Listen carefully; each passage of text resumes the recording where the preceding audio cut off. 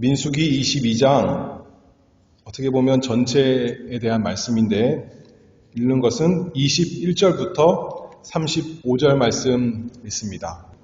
민수기 22장 21절에서 35절입니다. 선지자 발람과 모압 왕 발락에 대한 이야기입니다. 발람이 아침에 일어나서 자기 나귀에 안장을 지우고 모압 귀족들과 함께 행하니 그가 행함을 인하여 하나님이 진노하심으로 여호와의 사자가 그를 막으려고 길에 서니라. 발람은 자기 나귀를 타고 그 두 종은 그와 함께 있더니 나귀가 여호와의 사자가 칼을 빼어 손에 들고 길에 선 것을 보고 길에서 떠나 밭으로 들어간지라. 발람이 나귀를 길로 돌이키려고 채찍질하니 여호와의 사자는 포도원 사이 좁은 길에 섰고 좌우에는 담이 있더라. 나귀가 여호와의 사자를 보고 몸을 담에 대고 발람의 발을 그 담에 비비어 상하게 하며 발람이 다시 채찍질하니 여호와의 사자가 더 나아가서 좌우로 피할 데 없는 좁은 곳에 선지라. 나귀가 여호와의 사자를 보고 발람의 밑에 엎드리니 발람이 노하여 자기 지팡이로 나귀를 때리는지라. 여호와께서 나귀 입을 여시니 발람에게 이르되 내가 네게 무엇을 하였기에 나를 이같이 3번을 때리느뇨. 발람이 나귀에게 말하되 네가 나를 거역하는 연고니 내 손에 칼이 있었다면 곧 너를 죽였으리라. 나귀가 발람에게 이르되 나는 네가 오늘까지 네 일생에 타는 나귀가 아니냐? 내가 언제든지 네게 이같이 하는 행습이 있더냐? 가로되 없었느니라. 때에 여호와께서 발람의 눈을 밝히심에 여호와의 사자가 손에 칼을 빼어들고 길에 선 것을 보고 머리를 숙이고 엎드리니 여호와의 사자가 그에게 이르되 너는 어찌하여 네 나귀를 이같이 3번 때렸느냐? 보라, 네 길이 내 앞에 패역함으로 내가 너를 막으려고 나왔더니 나귀가 나를 보고 이같이 3번을 돌이켜 내 앞에서 피하였느니라. 나귀가 만일 돌이켜 나를 피하지 아니하였다면 내가 벌써 너를 죽이고 나귀는 살렸으리라. 발람이 여호와의 사자에게 말씀하되 내가 범죄하였나이다. 당신이 나를 막으려고 길에 서신 줄을 내가 알지 못하였나이다. 당신이 이를 기뻐하지 아니하시면 나는 돌아가겠나이다. 여호와의 사자가 발람에게 이르되 그 사람들과 함께 가라. 내가 네게 이르는 말만 말할지니라. 발람이 발락의 귀족들과 함께 가니라. 아멘. 여기 오늘 본문에서 민수기 22장인데요. 여기에서는 나귀가 나옵니다. 성경에 말하는 동물 2번 나옵니다. 창세기 맨 처음에 3장에서 뱀이 나오고 또 오늘 민수기 22장에서 나귀가 말하는 현상이 나오죠. 자연스러운 현상이 아닙니다. 신기한 일, 또 이상한 일입니다. 단순히 우리에게 교훈을 주기 위해서 마치 이솝 우화처럼 그런 것이 아니라 실제로 있었던 역사적인 사건을 통해서 하나님께서 우리에게 영적인 교훈을 주십니다. 이 본문의 배경은 이스라엘이 이제 약속의 땅 가나안에 들어가기 바로 전입니다. 그래서 이제 모압 평지에서 요단강 건너기를 기다리고 있는 겁니다. 근데 그 전에 이스라엘로 하여금 하나님께서 아모리 왕 시온 또 바산 왕 옥 다 무찔러서 이기게 하셨습니다. 그것을 알기 때문에 이제 모압 왕 발락이 자기들도 이제 당하겠구나 생각을 해서 발람이라는 선지자를 불러서 이스라엘에게 저주하게 하려고 이렇게 요청한 그 이야기죠. 우리가 잘 아는 이야기입니다. 사실 모압 왕 발락이 이스라엘을 두려워할 필요가 없었습니다. 이 모압은 어떤 사람들인가요? 모압은 이스라엘의 먼 친척이라 이렇게 말할 수도 있겠죠. 아브라함의 조카 롯의 딸의 그 자손들인데 하나님께서 이스라엘 백성에게 그들과 싸우지도 말고 그 땅을 빼앗지도 말라 그렇게 신명기 처음에 말씀하셨었습니다. 그렇기 때문에 이 모압 왕 발락이 이스라엘을 대적하지 않았더라면 망하지 않았을 터인데 그들은 두려운 마음에서 이스라엘을 이렇게 대적하게 되었습니다. 대적할 것이 아니라 오히려 도와줬어야 되죠. 이스라엘에게 하나님이 함께 하시는 것을 알고 하나님의 역사가 그들과 함께 있는 것을 알고 두려워하면서 이스라엘 편에 섰어야 그들도 복 있는 사람이 될 터인데 하나님의 역사를, 하나님의 백성을 대적하는 발락이 되었습니다. 그리고 이제 발람, 오늘은 본문에서는 발락은 안 나오고 발람이라는 선지자가 나오죠. 7절 말씀을 보면 이제 자기네 나라 귀족들을 불러서 7절에 귀족들을 불러서 발람에게 사람을 보내어서 그들을 보내서 이스라엘을 저주하도록 요청했습니다. 그런데 발람이 말하기를 발락에 보낸 귀족들에게 이 밤에 여기서 유숙하라. 여호와께서 내게 이르시는 대로 너희에게 대답하리라. 발람이 참으로 하나님의 선지자라면 하나님께 물어볼 필요도 없는 문제입니다. 너무나 쉽습니다. 여호와 하나님은 이스라엘 편인 것을 잘 알아야겠지만 발람은 사꾼, 악한 선지자였습니다. 말로는 하나님께 물어보겠습니다. 오늘날로 말하면 하나님께 기도해 보겠습니다 라고 하지만 사실은 자기가 돈을 얻기 위해서 이렇게 하는 거죠. 베드로후서 2장 말씀을 보면 신약 성경에 이 구약 성경에 있는 사람들 인용하는 것 쉽지 않은데 발람에 대해서는 여러 번 나옵니다. 그 중에 하나가 베드로후서 2장 15절인데 불의의 삭슬 사랑하다가 망했다 그렇게 말씀하십니다. 발람은 불의의 삭슬 사랑한 대표적인 선지자입니다. 발람에게 발락에 보낸 사람들이 찾아와서 저주를 해달라 그렇게 부탁을 했는데 어떻게 보면 비슷한 건데 엘리사는 아람 장군 나아만이 많은 재물을 가지고 왔을 때 어떻게 했습니까? 그 재물을 받지도 않았고 또 그들을 자기 집으로 들이지도 않았습니다. 그런데 이 발람은 욕심이 많아서 그들을 자기 집으로 들이고 하나님을 반대하는 사람들인데 그 예물을 이미 다 받고 그것으로 만족이 안 되고 더 받고 싶어서 잠시 기다려봐라. 하룻밤 자라. 내가 하나님께 물어보겠다. 이렇게 말한 거죠. 몰라서가 아닙니다. 여호와 이름도 알았어요. 그냥 내가 하나님께 물어보겠습니다. 그렇게 한 것도 아니죠. 내가 여호와께 물어보겠나이다. 그렇게 말씀한 거 아니겠습니까? 여호와께서 내게 이르시는 대로 내가 너희에게 알려주겠다. 그렇게 말한 거예요. 여호와의 이름도 아는 그 사람이었지만 이 사람은 참된 하나님의 선지자가 아니었죠. 12절에 하나님께서 발람에게 말씀하십니다. 또 신기해요. 사울은 하나님의 그 예언을 들으려고 말씀을 알기 위해서 구했지만 하나님께서 알려주지 않았는데 하나님께서는 이 거짓된 선지자 발람에게 말씀해 주십니다. 너는 그들과 함께 가지도 말고 그 백성을 저주하지도 말라. 그들은 복을 받은 자니라.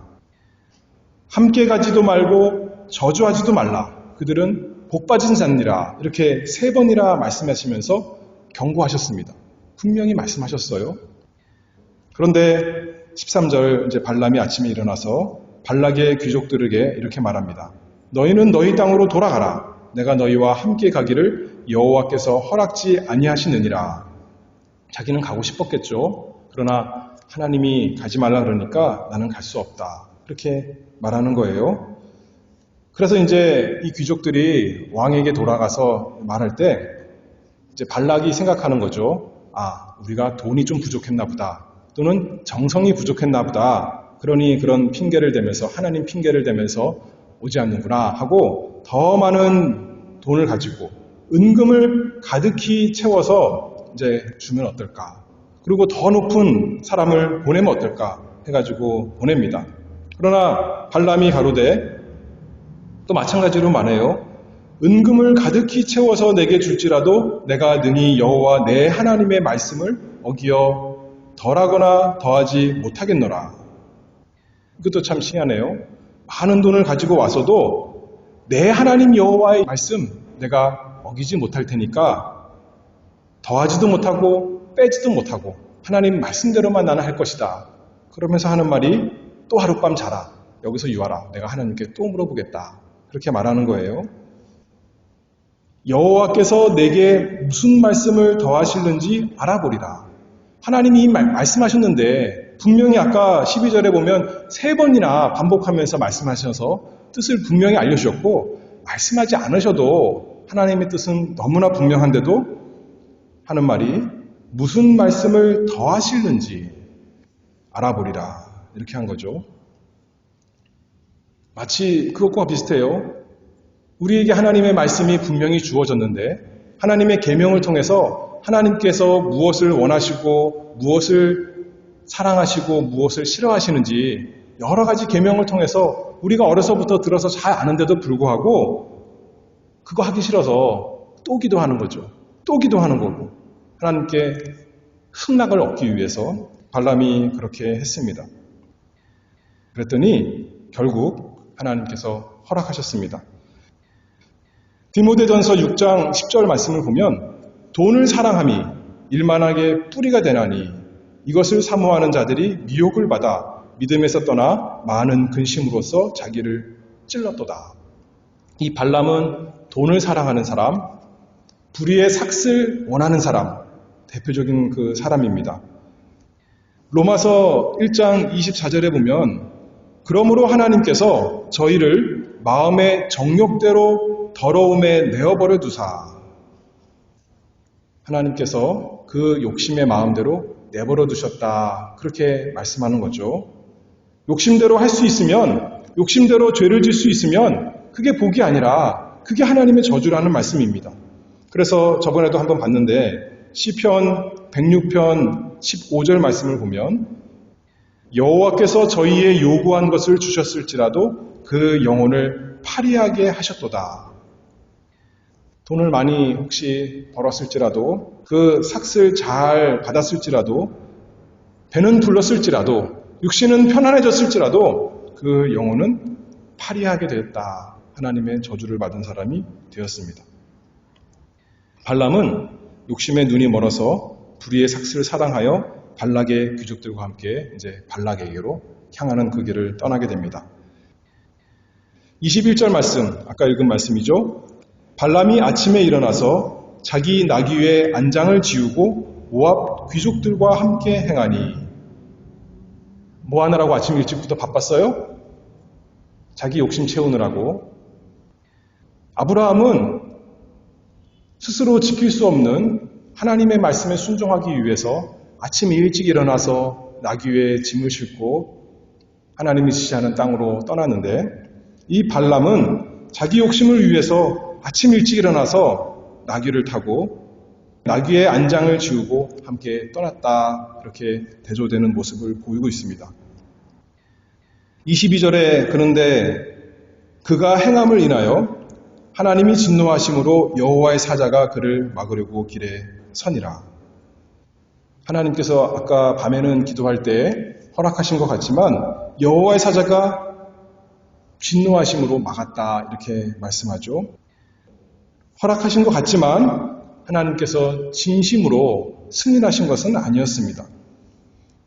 나귀가 그 모습을 보고 여호와의 사자를 보고 하나님께서 나귀에게 깨닫게 하신 거죠. 길에서 떠나 밭으로 들어갔습니다. 그러자 발람이 첫 번째 채찍질을 했고 또 다시 이제 길로 들어섰으니 때 여호와의 사자가 막았으니까 이제 그를 피하여 담 쪽으로 이렇게 향하니까 발람의 다리가 담에 부딪히겠죠. 그러니까 또 채찍질했습니다. 그리고 이제는 좌우로 피할 수 없는 좁은 길로 들어섰을 때 더 이상 여호와의 사자를 피할 수 없게 되니까 나귀가 그 앞에 엎드렸습니다. 그때 이제 발람이 화를 내는 거죠. 3번이나 때렸습니다. 나귀가 하도 이상하게 행동하니까 화가 나서 행동한 거죠. 자기는 빨리 가서 자기가 원하는 그 재물을 얻어야겠는데 나귀가 이렇게 이리로 저리로 못 가게 하니까 얼마나 답답하고 화가 났겠어요. 하나님도 자기 생각에는 자기를 인정해줬는데 이 하찮은 나귀가 자기를 반대하니 얼마나 화가 났겠습니까? 그런데 반대로 참 선지자였다면 나귀가 지금 이 갑자기 어디서 난 나귀가 아니라 자기를 평생 자기가 타고 다녔던 나귀입니다. 자기를 잘 아는 나귀예요. 그런데 나귀가 이렇게 이상하게 하는 것은 뭔가 문제가 있구나. 돌아봐야겠지만 돌아보지 못했습니다. 그럴 때 발람이 계속 깨닫지 못하자 이제 마지막으로 더 놀라운 일이 생겼습니다. 28절입니다. 여호와께서 나귀 입을 여시니 발람에게 이르되 내가 네게 무엇을 하였기에 나를 이같이 3번을 때리느뇨. 발람이 나귀에게 말하되 네가 나를 거역하는 연고니 내 손에 칼이 있었다면 곧 너를 죽였으리라.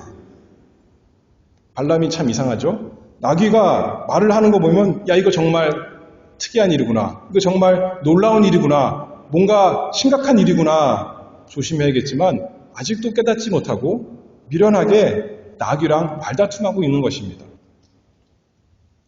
에덴 동산에서도 하와에게 찾아온 뱀이 말을 걸었는데 뱀이 말을 하면 이것은 뭔가 이상한 일이구나 하고 하와가 조심해야겠지만 그 뱀의 꼬임에 넘어갔던 것처럼 이 발람 영적 눈이 어두워져서 그 마음이 어두워져서 지금 무슨 일이 일어나는지 하나님께서 여러 가지로 깨닫게 하시는데도 알지 못했습니다. 자기가 선지자라고 하면서도 하나님께 기도하면 하나님께서 말씀해 주시는 그런 선지자인데도 불구하고 이렇게 어리석었습니다. 베드로후서 아까 읽었는데요. 2장 16절 말씀을 보면 자기의 불법을 인하여 책망을 받되 말 못하는 나귀가 사람의 소리로 말하여 이 선지자의 미친 것을 금지하였느니라. 이 선지자가 어떤 짓을 하고 있대요? 미쳤다는 거예요. 하나님 말씀, 하나님의 뜻 어기고 미친 짓 하고 있는 것을 책망하고 있었습니다. 욕심에 눈이 어두운 이 발람을. 동물인 나귀는 하나님의 사자를 깨닫고 두려워서 엎드렸는데 이 하나님의 선지자라고 하는 발람은 불의의 삭새 눈이 멀어서 자기를 방해하는 나귀에게 하나님께 순종하는 나귀에게 이렇게 책망을 받고 말았습니다. 그래서 이사야 1장 3절 말씀과 같이 소는 그 임자를 알고 나귀는 주인의 구유를 알건만은 이스라엘은 알지 못하고 나의 백성은 깨닫지 못하는도다 하셨도다. 사람이 만물의 영장이다 그렇게 말하는데 얼마나 지혜롭습니까? 그런데 짐승보다 못한 사람이 된 거예요. 짐승보다 못한, 나귀보다 못한 나귀에게 책망받는 자가 되었습니다. 나귀가 처음에는 그 행동으로 발람을 책망한 것이고 이제는 말로써 책망한 거죠. 30절에 말합니다. 나귀가 발람에게 이르되 나는 네가 오늘까지 내 일생에 타는 나귀가 아니냐. 내가 언제든지 네게 이같이 하는 행습이 있더냐. 가로되 없었느니라. 나귀에게 책망받는 자가 되었습니다. 그때 하나님께서 이제 드디어 발람의 눈을 밝히셨습니다.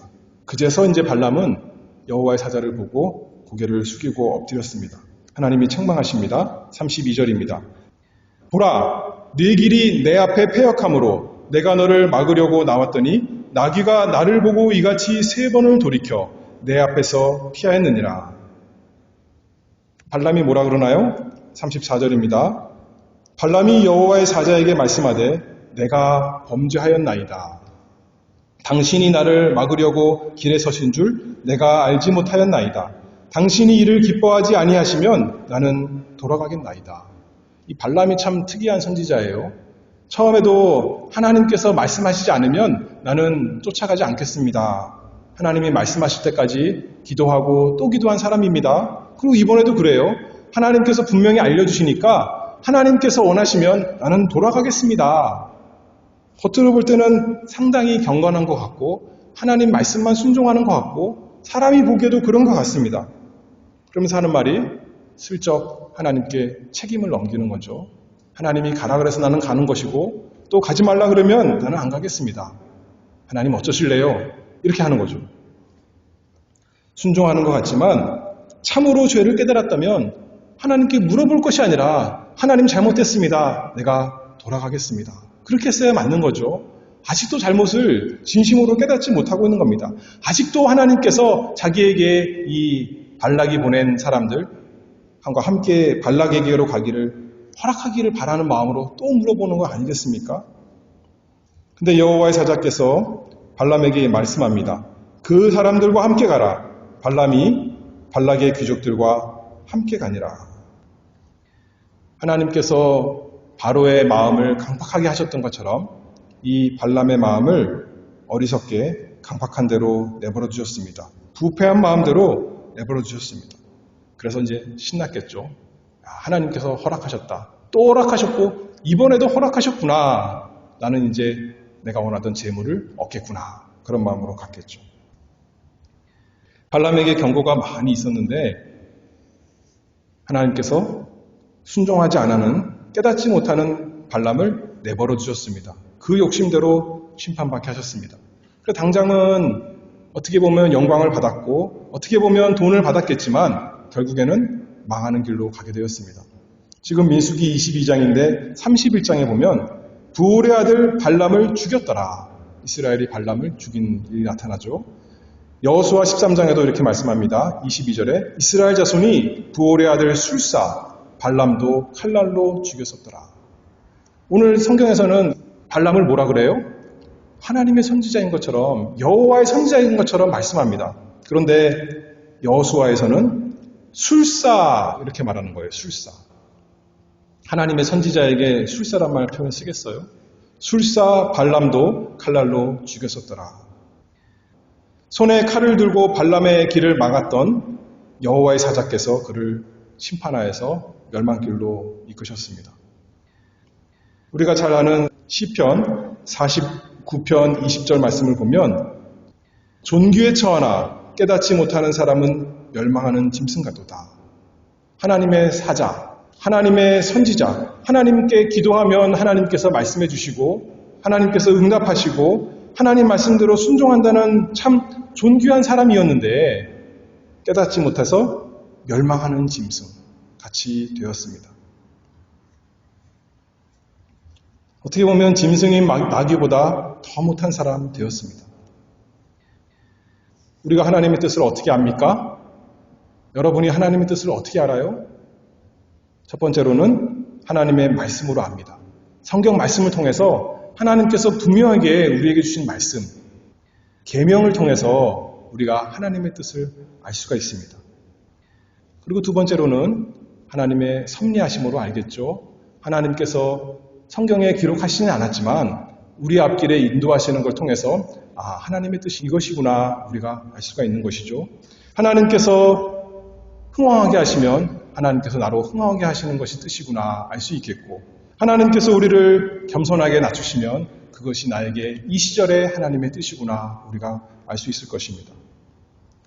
그래서 우리가 성경 말씀으로 또 설교 말씀으로 또 우리 주변의 경건한 사람들의 말로 또 우리 주변에 일어나는 일 통해서 하나님께서 우리에게 계속 말씀하십니다.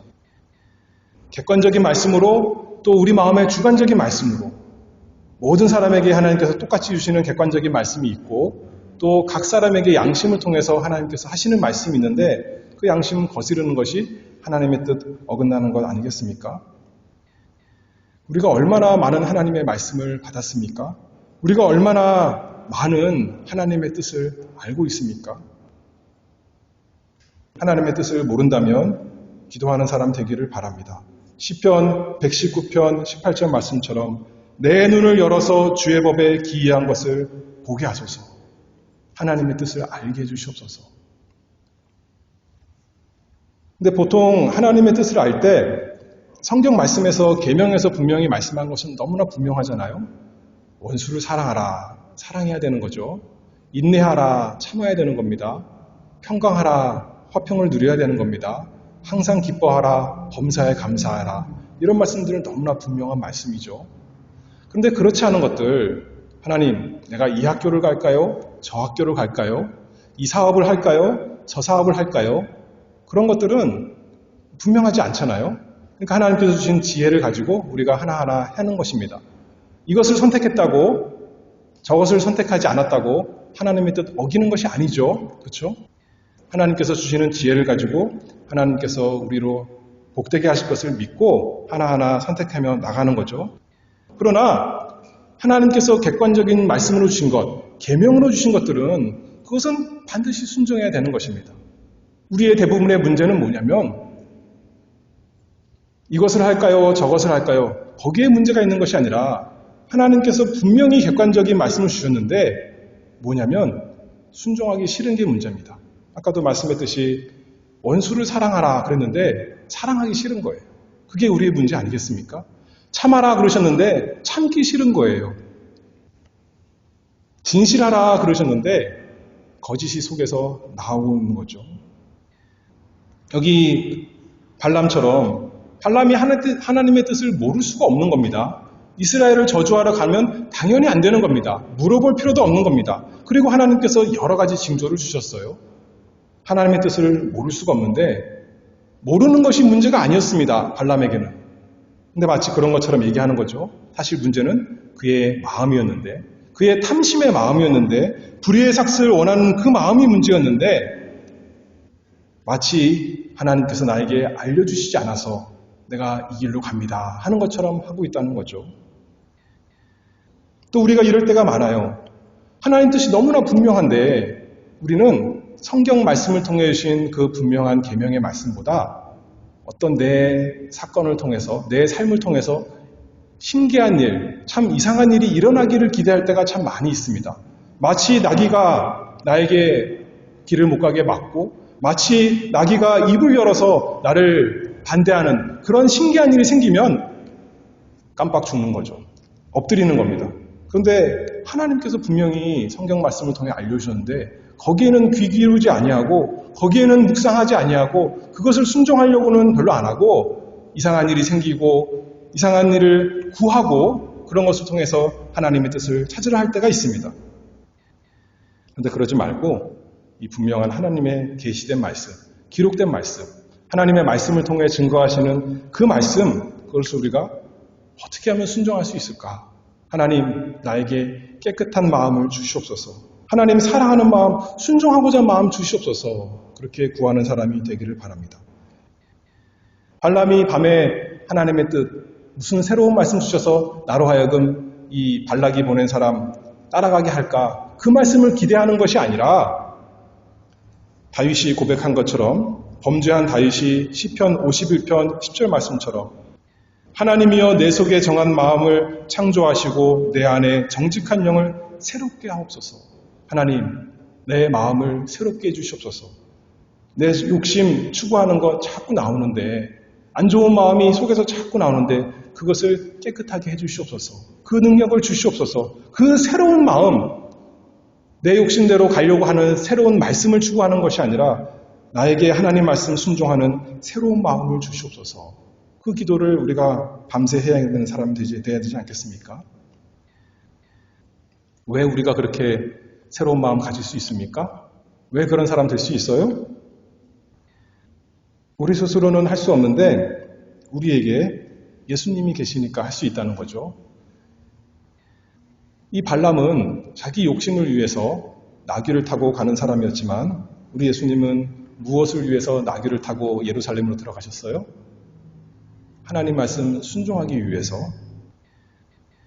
발람은 산에 올라가서 이스라엘 하나님의 백성을 저주하기 위해서 나귀를 타고 지금 발락에게 가서 산에 올라가게 되는데 예수님께서는 하나님의 백성에 대한 모든 저주를 자기가 받으시려고 나귀를 타고 예루살렘에 입성하시고 골고다 언덕에 올라가셔서 하나님께 구약 성경에 말씀한 모든 저주가 하나님의 백성에 대한 모든 저주가 예수님에게 다 이루어지게 했습니다. 그래서 반대로 우리에게 모든 복이 성경에 약속한 모든 복을 다 내려주시기 위해서 아버지의 뜻을 순종하기 위해서 하나님의 예언, 그 구약의 예언의 말씀을 다 이루시기 위해서 참된 선지자로서 나귀를 타고 예루살렘에 들어가시고 골고다 언덕에 오르셨습니다.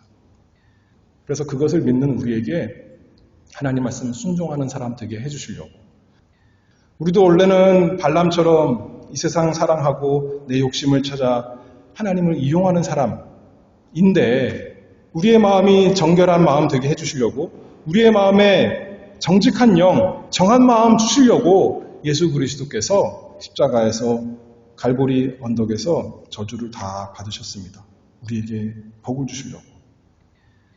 그러니 그것을 아는, 그것을 믿는 우리가 어떤 마음이 듭니까? 하나님, 그런 주님 주신 것 참 감사합니다. 나를 위해서 나귀를 타고 예루살렘에 들어가신 그 주님이 있으니 나도 주님과 함께 순종하기를 원합니다. 발람처럼 나귀 타고 가는 사람, 그래서 나귀보다 못한 나귀의 책망을 듣는 사람이 아니라 하나님 심판대 앞에 갔을 때 온 천지 만물이 우리를 책망하는 그 자리로 가는 것이 아니라 우리 구주 예수 그리스도와 함께 온 천지 만물과 우리를 구원하신 예수 그리스도를 찬송하는 그 자리로 나아갈 수 있도록 날마다 저희를 한 걸음 한 걸음 인도해 주시옵소서. 내가 그렇게 된 사람을 믿습니다. 발람처럼 미친 사람이 아니라 참으로 복 있는 사람, 참으로 생명 있는 사람, 주님 따라가는 길이 괴로운 일을 할지라도 그것이 가장 즐거운 일이요, 가장 유익한 길이요, 손해가 아니다. 영원한 영광 있는 길이다. 따라가는 우리 모두가 되기를 바랍니다. 기도하겠습니다. 거룩하신 아버지 하나님 감사합니다. 우리 스스로는 불의의 삭슬 추구하고 이 세상의 욕심을 따라가고 그래서 참 어려운 일 당할 때도 많이 있는데 저희에게 우리 구주 예수 그리스도 주신 것 참으로 감사합니다.